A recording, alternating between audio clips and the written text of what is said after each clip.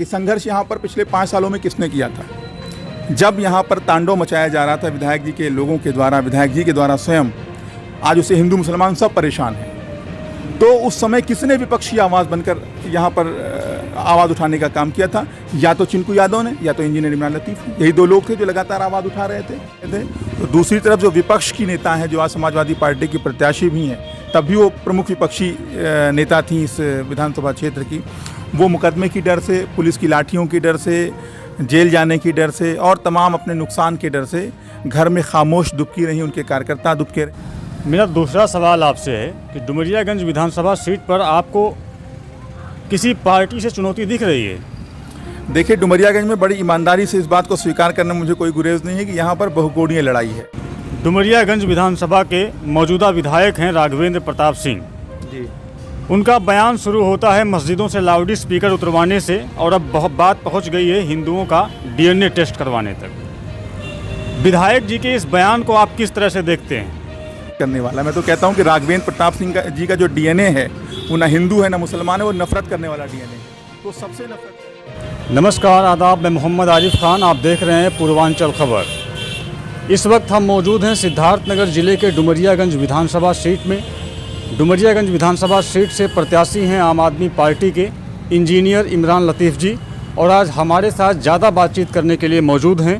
तो आइए जानते हैं डुमरियागंज के मुद्दे क्या हैं, वो किन मुद्दों को लेकर जनता के बीच में जा रहे हैं, और आम आदमी पार्टी उत्तर प्रदेश में इस वक्त किस प्रकार से अपनी लड़ाई ये विधानसभा की लड़ रही है।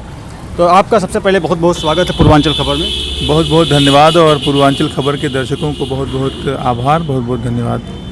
मेरा पहला सवाल आपसे ये है कि डुमरियागंज विधानसभा सीट में वो कौन से ऐसे मुद्दे हैं जिन्हें लेकर के इंजीनियर इमरान लतीफ़ जनता के बीच में जा रहे हैं और अपने पक्ष में मतदान करने की बात कह रहे हैं? देखिए, डुमरियागंज के अंदर पिछले 5 साल में डर और नफ़रत की राजनीति की गई। आम जनमानस के बीच में डर बैठाया गया, आम जनमानस की दुकानें गिराई गई, मकान गिराए गए, ज़मीन कब्जाई गई, फ़र्ज़ी मुकदमे लिखाए गए, फ़र्ज़ी तरीके से जेल भेजने का काम किया गया। यानी यहाँ के विधायक के द्वारा यहाँ के लोगों को परेशान करने का काम लगातार किया गया। और समस्या यही नहीं थी, समस्या ये थी कि जहाँ एक तरफ सत्ता पक्ष के लोग तांडव रचने का काम कर रहे थे, तो दूसरी तरफ जो विपक्ष की नेता हैं, जो आज समाजवादी पार्टी की प्रत्याशी भी हैं, तब भी वो प्रमुख विपक्षी नेता थी इस विधानसभा क्षेत्र की, वो मुकदमे की डर से, पुलिस की लाठियों की डर से, जेल जाने की डर से और तमाम अपने नुकसान के डर से घर में खामोश दुबकी रही, उनके कार्यकर्ता दुबके रहे, उनके लोग दुबके रहे, लोग परेशान हाल रहे। जब लोग उनके घर पर पहुंचते थे तो उनसे सिर्फ उनसे मदद मांगते थे, उनसे संघर्ष करने के लिए कहते थे, तो उनकी तरफ से सिर्फ एक जवाब मिलता था कि भैया अभी हमारे इनकी सरकरिया नए है, सरकरिया आई तो देखा जाए। तो 69,000 वोट लेकर, 69,000 लोगों का विश्वास लेकर उन्होंने लोगों के साथ धोखा करने का काम किया डर के कारण। उस डर को ख़त्म करने का काम इंजीनियर इमरान लतीफ़ कर रहे हैं। आज सबसे ज़्यादा अगर ज़रूरत है किसी बात की, तो जो डुमरियागंज सौहार्दपूर्ण माहौल में जीता था उसको नफ़रत के माहौल में तब्दील किया गया, डर के माहौल में तब्दील किया गया, दहशत के माहौल में तब्दील किया गया। दहशत कौन फैला रहा है? दहशत यहाँ के स्थानीय विधायक के द्वारा फैलाया गया, और उस दहशत को हवा देने का काम विपक्षी पार्टी की नेता ने किया। एक दहशत का माहौल बना रहे हैं, और दूसरी नेता उस दहशत के ज़रिए वोट बटोरने का काम कर रही हैं, उस डर के ज़रिए वोट बटोरने का काम करें। तो उस डर को ख़त्म करना है। डुमरियागंज की पहचान ये थी कि डुमरियागंज गंगा जमनी तहजीब वाला इलाका है, यहाँ हिंदू मुस्लिम हमेशा साथ मिलकर चले हैं और विकास के रास्ते पर डुमरियागंज को आगे लेकर चले हैं। हम फिर से डुमरियागंज को उसका पुरानी जो विरासत है वो सौंपने का काम करेंगे। मेरा दूसरा सवाल आपसे है कि डुमरियागंज विधानसभा सीट पर आपको किसी पार्टी से चुनौती दिख रही है? देखिए, डुमरियागंज में बड़ी ईमानदारी से इस बात को स्वीकार करने में मुझे कोई गुरेज नहीं है कि यहाँ पर बहुकोणीय लड़ाई है। यहाँ पे जितने दावेदार इस बार हैं, जो प्रमुख 5-6 दावेदार हैं, वो सभी पूरी मजबूती से चुनाव लड़ रहे हैं। किसी को भी हल्के में लेना ये बेईमानी होगी। अगर कोई भी प्रत्याशी या कोई भी समर्थक किसी एक प्रत्याशी को दरकिनार कर रहा है तो ये सिर्फ एक बेईमानी भरा वक्तव्य हो सकता है, बड़ा बेईमानी भरा स्टैंड हो सकता है। इसमें ज़रा भी ईमानदारी नहीं है, सच्चाई नहीं है। यहाँ सभी प्रमुख पार्टियों के जो 6 प्रत्याशी हैं वो पूरी दमदारी से, पूरी मजबूती से चुनाव लड़ रहे हैं। फैसला क्या होगा वो जनता को करना है। जनता अभी शायद मूड भी नहीं बना चुकी, अभी जनता सबका आकलन कर रही है, सबकी समीक्षा कर रही है और सबके मुद्दों की समीक्षा कर रही है। जनता जो फैसला लेगी वो सबको मानना है, हमको भी मानना है। डुमरियागंज विधानसभा के मौजूदा विधायक हैं राघवेंद्र प्रताप सिंह जी। उनका बयान शुरू होता है मस्जिदों से लाउड स्पीकर उतरवाने से, और अब बहुत बात पहुंच गई है हिंदुओं का डीएनए टेस्ट करवाने तक। विधायक जी के इस बयान को आप किस तरह से देखते हैं? वाला मैं तो कहता हूं कि राघवेंद्र प्रताप सिंह जी का जो डीएनए है वो ना हिंदू है ना मुसलमान है, वो नफरत करने वाला डीएनए है। तो सबसे नफरत करेंगे। जो उनके साथ खड़ा रहेगा वो उनको उसके साथ भी उन्होंने गद्दारी करने का काम किया। पिछले 5 साल के अंदर तमाम लोग ऐसे निकल कर आ रहे हैं। उनका एजेंडा था नफरत फैलाना मुसलमानों के खिलाफ, उसके ज़रिए वोट पाना। मैंने तो चैलेंज किया था जब उन्होंने कहा था कि पिछले 5 साल के अंदर गोल टोपियाँ कम हो गई, अगले 5 साल में गोल टोपियाँ गायब कर देंगे, सबको चंदन लगाना पड़ेगा, सबको टीका लगाना पड़ेगा। तब मैंने कहा था कि जब तक इंजीनियर इमरान लतीफ़ जैसे पढ़े लिखे लोग डुमरियागंज की राजनीति में हैं, किसी राघवेंद्र प्रताप सिंह में या किसी भी प्रकार के उन्मादी नेता में इतनी हैसियत नहीं है कि किसी के माथे से चंदन मिटा सके या किसी के सर से गोल टोपी उतार सके। क्योंकि डुमरियागंज में बार बार कह रहा हूँ कि डुमरियागंज गंगा जमुनी तहजीब का इलाका है। यहाँ हिंदू मुस्लिम हमेशा साथ मिलकर चला है। इस तरह की जो पॉपुलेशन होती है जहाँ पर हिंदू मुस्लिम इस तरह के प्रोपोर्शन में होते हैं, वहाँ हमेशा दंगे होते हैं। लेकिन डुमरियागंज का इतिहास रहा कि डुमरियागंज में बड़े से बड़ी घटनाएं पूरे देश के अंदर हुई, उन्माद फैला, तनाव हुआ, लेकिन डुमरियागंज के जो अमन पसंद लोग हैं, चाहे वो हिंदू हो चाहे मुस्लिम हो, उन्होंने हमेशा अक्लमंदी से काम लिया, हमेशा मोहब्बत से काम लिया और डुमरियागंज कभी भी नफरत की आग में झुलसा नहीं। ये हम लोगों का बहुत बड़ा, हमारे लिए बहुत गौरव की बात है। और डुमरियागंज की इस जो साझी विरासत है, इसको बचाना हम नौजवानों की जिम्मेदारी है। किसी भी प्रकार के राघवेंद्र प्रताप सिंह या अभी 2 दिन बाद एक और नेता आ रहे हैं, हैदराबाद से आएंगे, नफरत फैलाने का काम करेंगे। ओवैसी जी की मैं बात कर रहा हूँ, अभी वो भी नफरत फैलाने का काम करेंगे। तो किसी भी नफरत करने वाले के लिए डुमरियागंज में कोई जगह नहीं है, कोई स्थान नहीं है। मतलब जिस रास्ते पर बीजेपी है उसी रास्ते पर एमआईएम भी चल रही है, आप कहना चाह रहे हैं? बिल्कुल कहना चाहते हैं कि जिस देश में लोकतंत्र हो, जहाँ डेमोक्रेसी हो, वहाँ सबको साथ मिलकर चलना पड़ेगा। जो भी देश को बांटने की बात करेगा, समाज को बांटने की बात करेगा, वो न तो देश के हित में है न तो समाज के हित में है। वो विकास के रास्ते पे आपको नहीं ले जा सकता, वो आपको सिर्फ और सिर्फ नुकसान के रास्ते पे ले जाएगा, विनाश के रास्ते पे ले जाएगा। हम लोग अमन का मैसेज लेकर आए हैं, मोहब्बत और विकास का पैगाम लेकर आए हैं। दिल्ली के अंदर हमने जिस तरीके से काम किया है वो मोहब्बत की बुनियाद पे किया है, प्रेम की बुनियाद पे किया है। हम डुमरियागंज के लोगों को काम देना चाहते हैं, हम डुमरियागंज के लोगों को विकास देना चाहते हैं। कैसे रोजगार कैसे मुहैया कराएंगे आप? अब मैं कैसे, मेरा क्या विज़न है, कैसे मैं रोज़गार उपलब्ध कराऊंगा, एक छोटा सा उदाहरण आपको ले रहा हूं। आप देखते हैं कि आजकल आवारा पशुओं के तांडों की वजह से हमारी हज़ारों हज़ार बीघे फसल ख़राब हो रही है। किसान रात भर जाकर अब सीवान में अपने खेतों को रखा रहा है। अब उसको कैसे हम, इस 2 समस्याएं हमारे सामने खड़ी हैं। एक तो आवारा पशु एक समस्या बनकर खड़े हैं, वो फसल का नुकसान कर रहे हैं, वो दूसरी समस्या बनकर खड़े हैं। हमारा जो मानना ये है कि हम आधुनिक गौशालाएं बनाएंगे और जब तक ये जो पशुधन है, जब तक ये हमारी आय का साधन नहीं बन जाता, तब तक ये हर किसी के ऊपर बोझ रहेगा। अब मैं आपको बताता हूँ, मैं पेशे से इंजीनियर रहा हूँ, बायोटेक इंजीनियर रहा हूँ।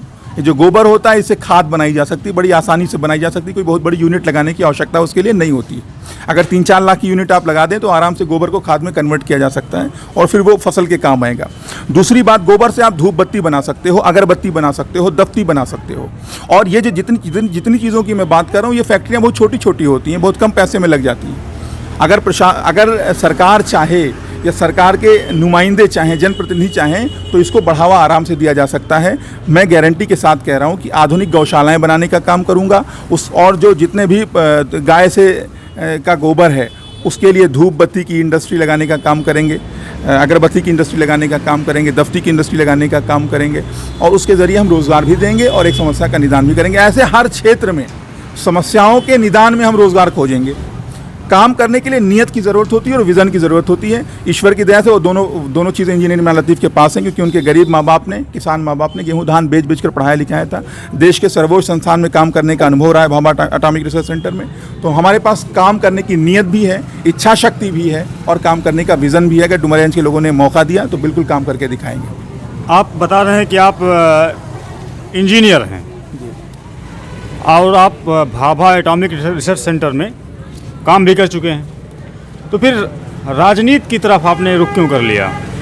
देखिए, भाभा एटॉमिक रिसर्च सेंटर में हमारे जैसे हज़ारों इंजीनियर्स काम करते हैं, लेकिन जहाँ तक मुझे लगता है कि डुमरियागंज की सियासत की बात कर लीजिए या सिद्धार्थनगर की सियासत की बात कर लीजिए, तो हमारे जैसा एक भी आदमी नहीं होगा।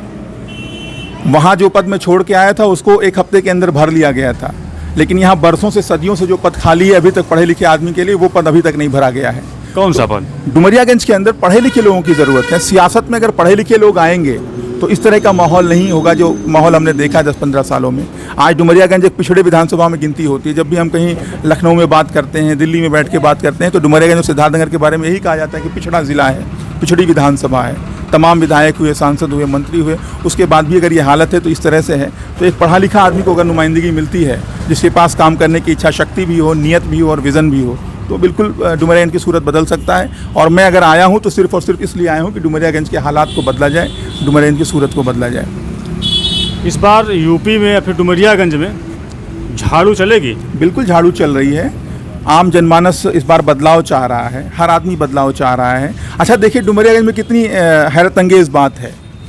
जितने प्रमुख प्रत्याशी चुनाव लड़ रहे हैं, कोई अपने विधायक बाप के नाम पर वोट मांग रहा है, कोई अपने मंत्री बाप के नाम पर वोट मांग रहा है, कोई अपने विधायक भाई के नाम पर वोट मांग रहा है, कोई अपने पति के नाम पर वोट मांग रहा है। सिर्फ इंजीनियर इमरान लतीफ़ इकलौते ऐसे आदमी हैं जो अपने संघर्षों के नाम पर वोट मांग रहे हैं, जो अपनी मेहनत के दम पर वोट मांग रहे हैं, जो अपनी काबिलियत और सलाहियत, अपनी योग्यता के नाम पर वोट मांग रहे हैं। तो डुमरियागंज के लोग निश्चित रूप से हाथों में झाड़ू लिए बैठे हैं, झाड़ू चलाने जा रहे हैं। डुमरियागंज में इस बार विरासत की सियासत का मुकाबला संघर्ष की सियासत से हो रहा है, क्योंकि हमने देखा कि संघर्ष यहाँ पर पिछले 5 सालों में किसने किया था। जब यहाँ पर तांडव मचाया जा रहा था विधायक जी के लोगों के द्वारा, विधायक जी के द्वारा स्वयं, आज उससे हिंदू मुसलमान सब परेशान हैं। तो उस समय किसने विपक्षी आवाज़ बनकर यहाँ पर आवाज़ उठाने का काम किया था? या तो चिंकू यादव ने, या तो इंजीनियर इमरान लतीफ़ ने। यही दो लोग थे जो लगातार आवाज़ उठा रहे थे। आज चिंकू यादव जी दुर्भाग्यवश उनको टिकट नहीं मिला, वो लड़ाई में नहीं है। लड़ने वालों में सिर्फ इंजीनियर इमरान लतीफ़ हैं जिन्होंने लगातार विपक्ष की भूमिका निभाई। चिंकू यादव भी आप कह रहे हैं? बिल्कुल, मैं कह रहा हूँ कि चिंकू यादव जी ने विपक्ष के रूप में बेहतर भूमिका निभाई थी डुमरियागंज के अंदर। इसको स्वीकार करने में मुझे कोई गुरेज नहीं है, क्योंकि मैं दलगत राजनीति से ऊपर उठकर जो सच्चाई है उसे स्वीकार करने में कोई हमको हर्ज नहीं लगता, कोई गुरेज नहीं लगता। उन्होंने दमदारी से यहाँ पर लड़ाई लड़ी थी। एक विपक्ष की भूमिका जैसे निभानी चाहिए सड़क के ऊपर, उन्होंने उसको निभाया था। दुर्भाग्यवश उनको टिकट नहीं मिला, लेकिन आज लड़ने वालों में जो लोग चुनाव लड़ रहे हैं, उस पर सड़क पे संघर्ष करने के मामले में अगर कोई बचा है तो सिर्फ इंजीनियर इमरान लतीफ़ बचे हैं। तो एक तरफ विरासत की सियासत है, एक तरफ संघर्ष की सियासत है। डुमरियागंज की जनता निश्चित रूप से विरासत की सियासत का इनकार करेगी और जो संघर्ष की सियासत है उसको अपनाने का काम करेगी। झाड़ू चलेगी डुमरियागंज में इस बार। आम आदमी पार्टी के कौन से वो बड़े मुद्दे हैं जिन पर जनता आपको वोट करे? अरविंद केजरीवाल जी ने उत्तर प्रदेश में ऐसा कौन सा काम करने वाले हैं? जैसे उत्तर प्रदेश के लिए बहुत अच्छा घोषणा पत्र हम लोग लेकर आए हैं।